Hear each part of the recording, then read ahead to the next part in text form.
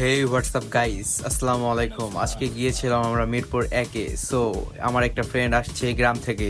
ও নাকি কখনো লিফটে উঠে নাই, যার জন্য আমি ওকে নিয়ে গিয়েছিলাম বিশাল বড় এক শপিং মলে।